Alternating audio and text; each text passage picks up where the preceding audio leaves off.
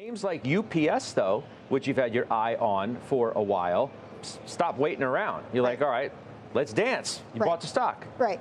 And just backing up for 1 sec on that, let's dance, because, Jim, I'm struggling with the idea of is there no breath or is there actually breath? Because if you look more broadly, right, you've got ACWI, All Country World Index ex-US, up 5%, mid-cap up 5%, Dow Jones up 5%, Dow Jones Select Dividend, everything's up 5%. So I would actually say there's great breath. What are you talking about, like on what?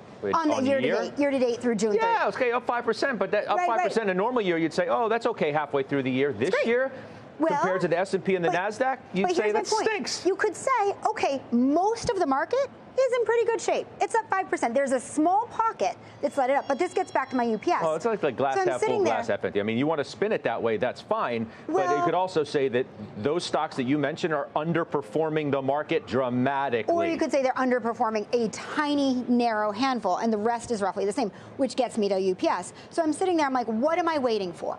What am I waiting for? Am I waiting for the S&P 500 to crack to buy UPS? No, because the S&P 500, X those 10 stocks, is up 5% with a multiple of 17.6 times. That's pretty okay for me. And the whole point of me waiting for UPS and waiting since January, February of 23 was thinking if there is a huge broad market correction, this stock will get cheaper. But where it is right now is perfect. You were hoping to get it around 132. Right. So I'm like looking at myself saying, what am I quibbling with? 4%, 3%? Am I really going to sit on the sidelines hoping for a tiny sliver of the market to crack to drag down the other 492? No, the other 492 stocks out there, including UPS, are reasonably valued. But I mean, if you got to be pretty positive on where you think the direction of the economy is going to go from here if you buy a stock like UPS. Right, and I am. And I don't think it's anything exciting, but I think it's solid. So let's get specific on UPS now.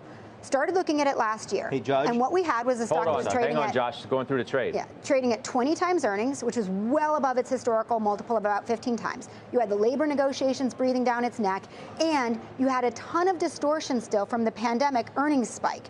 So what I thought back then was, I need to see these things out of the way. And I just set it aside and followed it lightly. And about 2 or 3 months ago, as the stock came under $140 a share and earnings grew, what you returned to was labor negotiations are out of the way. We figured out how to calculate those into earnings. Going forward from here, we've got earnings growth expected to be in the mid to high teens for the next 20, over 25 over 24, and then 26 over 25. You use those earnings, and you've got a stock trading at 14 times. That's pretty great with that kind of mid-teens earnings growth. Even if those earnings are wrong, right? Even if they're wrong and they're 10%, I'll take a 10% earnings growth at the 14 times multiple all day long. You've got a 4.8% dividend yield on it, which is terrific. And there's just noise out of the way. If you look at the earnings right now and you carve out the last 4 years, the earnings trajectory of UPS has returned to normal. So this is a great time to get in. And it goes to my bigger point, which is I'm not waiting for the market to crack to get in on this. I'm setting aside those top 7, top 10, which I think we're skewing my perspective. And I'm looking at the broader market saying the broader market's up 5%, fine. 17 times earnings, fine. I don't see anything to crack. The economy, this gets back to our first thing. I think as soon as we start to see weakness, the Fed put comes in. So even though there is weakness in the economy and we see retail sales slowing a little bit, what's going to happen? The Fed's going to cut. It's going to put some money back into the consumers' pockets. Normal trajectory will continue. Josh Brown? That's where I am. Okay, good stuff. Josh? Thanks. So, apologies for interrupting, but I wanted to say that what Jenny is saying is exactly right. We have spent the last 10 years with a lot of there are a lot of people who make their living in this business by constantly telling you that there's some sort of turning point at hand, or that such and such intermarket analysis means that there's going to be a trend change. And one of the things that they repeatedly use to make their point is they talk about these negative divergences, and they constantly harp on the fact that there are these breadth disparities, and sometimes it's small caps, and sometimes it's value stocks, and sometimes it's international. But the thing that they are consistently wrong about when they try to use those negative divergences to tell a story about why the S&P 500 is about to take a leg lower, what they keep getting wrong is that all of those major moments of divergence have resolved to the upside.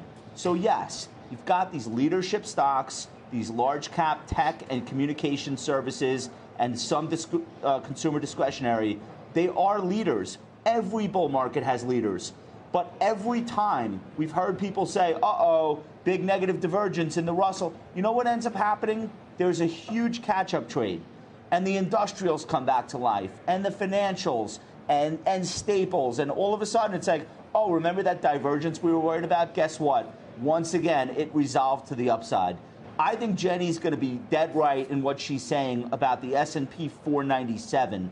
The resolution is likely to be to the upside, barring some sort of cataclysmic event, exogenous event that none of us can actually predict. So unless that happens, there's no reason to think that this divergence won't also resolve to the upside with more participation and breadth improving. UPS is going up.